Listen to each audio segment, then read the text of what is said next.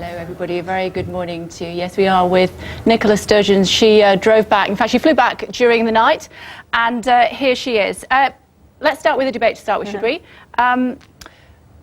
We heard from Mr Miliband. He made it clear that he's not interested. Ed Miliband knows as well as I know that if there is an anti-Tory majority in the House of Commons after the election, then the only way David Cameron gets back into Downing Street is if Ed Miliband is prepared to stand back and let him back into Downing Street. And if Ed does that, then Labour voters in Scotland will never ever forgive him, and I suspect Labour voters across the UK would never forgive him. And the question I posed to Ed Miliband last night that he couldn't really answer is he really saying that he'd rather watch David Cameron get back into number 10 than work with the SNP to keep him out of number 10? That's for him to answer. But in this election, I'm fighting to make Scotland's voice heard. I'm fighting for more progressive politics across the UK. And I'm fighting to get rid of the Tories, but crucially to see the Tories then replaced with something better, something bolder, and something that's going to deliver progressive policies for ordinary people, not just in Scotland, but in every part of the UK. So you're saying he was lying last night? Well, no, I'm not saying he was lying. He didn't answer the question. I think he kind of ducked the question. He did. He said, of whether it's no from me, is what he said. Well, you know, you I suppose have to ask Ed Miliband what he meant. He's ruled out a coalition. I've always said there's not going to be a formal coalition between Labour and the SNP. But, you know, let's just think about 3 weeks today, the 8th of May. If Ed Miliband and the SNP between us have more MPs than David Cameron has, is Ed Miliband really saying that he would stand back and say, I'm not going to work with the SNP, I'm just going to watch David Cameron get back into Downing Street? Now, if that is Ed Miliband's position, then let him come out and say that, and people across Scotland and other parts of the UK can draw their own conclusions. So you've changed your mind. He is Prime Minister material now?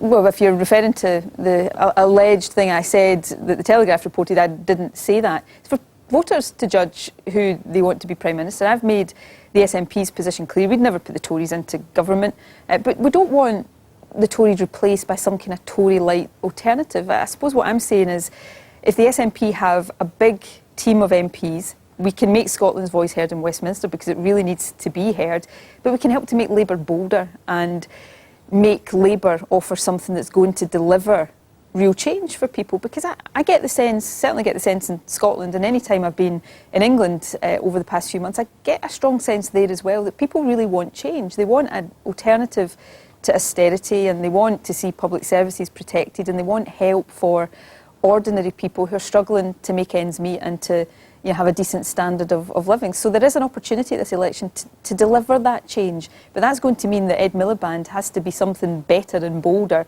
than just a paler version of David Cameron and the Tories. If the Conservatives were in power, then Indy Ref 2 would be much more likely. But we're in my old school, or the rebuild of my old school. I grew up here in Irvine, in Ayrshire, in the 1980s when Margaret Thatcher was Prime Minister.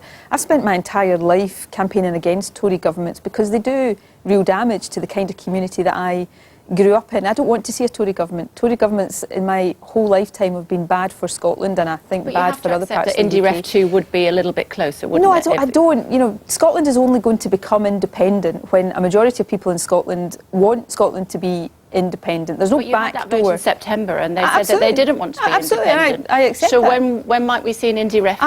I'm not planning another independence referendum. I'm fighting this campaign. So as far as the manifesto is concerned for the 2016 elections, is it going to be in there or not? Because you got booed, didn't you, when you hinted that it might during the STV debate? Let me fight one election at a time. I'm publishing the SNP's manifesto for this election on Monday. And I'm very clear in this election that if you vote SNP, you're not voting for another referendum. You're not voting for independence. You're voting to make Scotland's voice heard. Now, to look ahead to the next election, I've also said something would have to change from the position in the referendum last year for us to propose another referendum. Like what? But, well, the example I've given is if there was a European referendum that, Scotland voted to stay and the UK voted to come out and we ended up taking out against our will. But the fundamental problem I'm making is, the fundamental point I'm making is that it's people who decide whether there's ever going to be another referendum or not. So if the SNP at any stage in the future puts a proposal for another referendum into a manifesto, the people have to then decide whether they vote for that manifesto or not. And then if there is another referendum, it's people who decide whether to vote for independence or not. Got it. I completely understand, but are you saying that it will definitely not be in the 2016 manifesto? Because presumably, as part of this election, people who are voting should have a right to know whether you are considering it for the next Parliament. Well, this election is not about independence. So I'm asking people to vote SNP in this election to make Scotland's voice heard at Westminster. Now, I'm simply not going to fight... Shouldn't they know what your plans are for the next 5 years, which is what they're voting for? They will do. But by the time people are voting in the 2016 election, we'll have published our 2016 manifesto, and people will absolutely be clear on that. So you're not ruling it out? Well, look, I guess where I stop short of ruling anything out is I don't think I, as a single politician, have got a right to rule something out regardless of whether people in Scotland might want it in the future. I'm not planning another referendum just now. Something would have to change from the circumstances that we had in the referendum last year, and people would have the ability to vote on a manifesto and then in any future referendum. Okay. The people are in charge. So you're not ruling it out? But, well, hold on. Let's just nail this point. I'm one politician. It's the people who decide these things. But as one politician, you're not ruling it out? At this election, I'm ruling out saying that I've voted for the SNP. 2016 manifesto. Look, I tell you what, we'll do this interview again when we publish our 2016 manifesto, and you can ask me about that then. But the point I'm making is that one of the things we learned in the referendum in Scotland is that politicians don't dictate the future of the country. The public dictates the future of the country. Against independence. I don't know why people keep saying. I absolutely, unreservedly, unequivocally accept that. People didn't vote for independence. And you said that there wouldn't be another vote in a lifetime. Which is why I'm saying at this election, it's not about independence. Scotland is still part of the Westminster system. I tried to persuade Scotland last year to take a different course, and Scotland didn't. I accept that. So we're still part of the Westminster system, and therefore it really matters to Scotland that we get better decisions coming out of Westminster. And that's what I'm arguing for in this election, to vote SNP to really make Scotland's voice heard. Got it. Do you know what the spot price of oil is today? Yesterday it was about $56. Do you remember what your blueprint was in November 2013? I do. We said we thought the price of oil would be $113 a barrel. The Department of Energy and Climate Change of the UK government said they thought it would be $128 a barrel. Nobody predicted the fall in oil prices that happened in the last few months. But you based your blueprint on it being about 112. So we're about OPEC, half. I think OPEC still projects the longer term of oil to be over $100 a barrel. Oil price, you asked me the spot price yesterday, when I looked at it yesterday, it actually got up 5% in the last 24 hours now. Not enough, though, is it? Well, look, what does that mean for your blueprint? Presumably you're going to have to make some changes if there was an independent Scotland. Well, otherwise, how would you pay for it? Scotland is a rich country. We happen to be in the happy position of having vast natural resources, but Scotland's economy is not dependent on oil. Natural resources that it's not worth getting out of the sea at the moment because it just wouldn't be worth it financially. That's not the case. There is a very, very bright future for North Sea oil and gas. One of the reasons... Talking about today. Well, but there is a bright future for North Sea oil and gas. The point I'm making is Scotland's economy is not dependent on oil. If you were sitting in Norway right now, which is also in the lucky position of having these vast natural resources, you wouldn't hear anybody in Norway say, my goodness, we can no longer... We're sitting in the library of your old school. Exactly, but you wouldn't hear any other... the price of oil is worth half what it was when we came up with your blueprint. Yeah, but oil is still a valuable resource. So what are you going to... what would you change? What changes would you make as part of that blueprint to make it a viable Scotland? Scotland is viable with or without oil. Scotland is a country that is lucky in the natural resources we've got, not just oil and gas, but the renewable resources we've got. But Scotland's also got other strengths in our economy. We've got a food and drink industry that is booming. We've got a life sciences industry that is world class, where we've got strengths in engineering and manufacturing. Scotland's got a rich and varied and diverse economy. Every single one of the last 34 years, Scotland has generated more tax per head of population than the UK as a whole. If you take oil out of the equation completely, our economic output is roughly similar to the UK's as a whole. So this idea that Scotland is either subsidised or dependent on oil is simply wrong. Oil is a bonus for Scotland. Though, isn't it? Sorry? But it is subsidised as part of the Bartlett Scotland formula. is not subsidised. Absolutely not.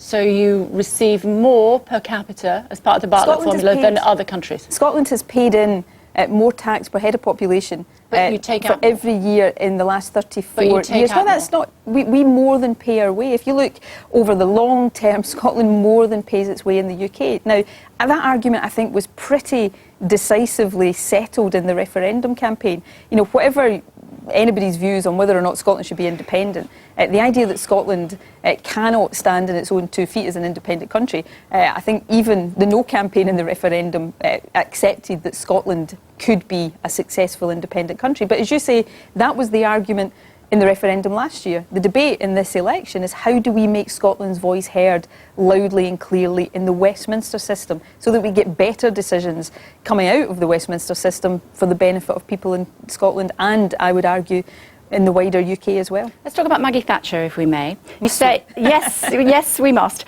You said that you hated Maggie Thatcher, it's a strong word, and that no one in Scotland voted for her. But no one in England will have voted for the SNP, will they? And yet they could have the deciding vote on many situations that only relate to England, potentially. You know, during the referendum campaign last year, we were told repeatedly that by politicians who were trying to persuade Scotland to vote no and who succeeded in persuading Scotland to vote no, we were told that Scotland was an integral part of the UK, that our voice mattered, that our voice would be heard. It strikes me now that it is completely unacceptable for those politicians to turn around when Scotland is perhaps going to choose to make its voice heard by voting SNP because you think SNP will stand up for Scotland, to say, actually, your voice can't be heard in the UK. As long as Scotland is part of the Westminster system, it is absolutely legitimate for Scotland to choose to make its voice heard in that system.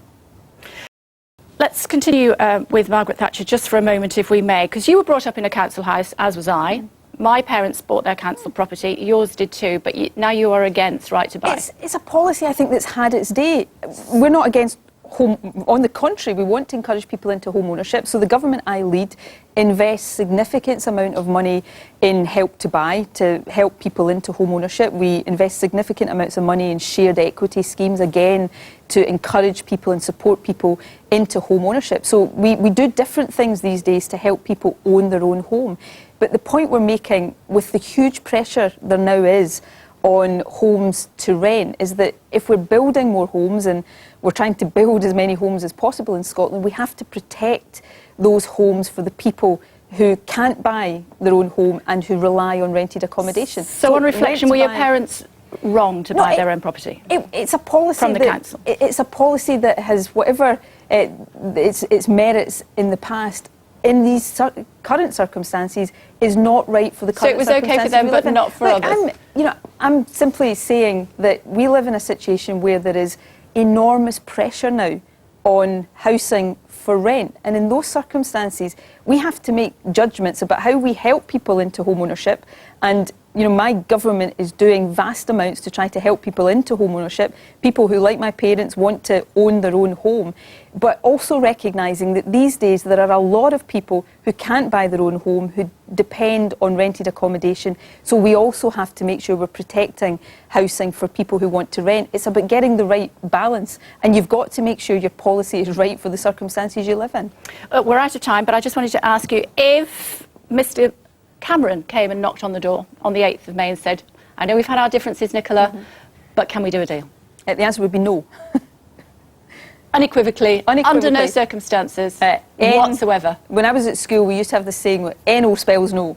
NO spells no, and that is unequivocal. So you're still holding out for Mr Miliband? I'm arguing and campaigning in this election for Scotland's voice to be heard, and the only way Scotland's voice is heard is to vote SNP. And then if we've got SNP MPs in big numbers in the House of Commons, we can hopefully make sure there's a government in Westminster that starts delivering good policies for people in Scotland. Nicola Sturgeon, thank you very much indeed. Thank you. Thank you. So that's our live chat with Nicola Sturgeon, and now if you join us on Facebook, we have the Stand Up, Be Counted students who have got questions of their own, so that's live on Facebook right now. Do join us then. But for now, back to London.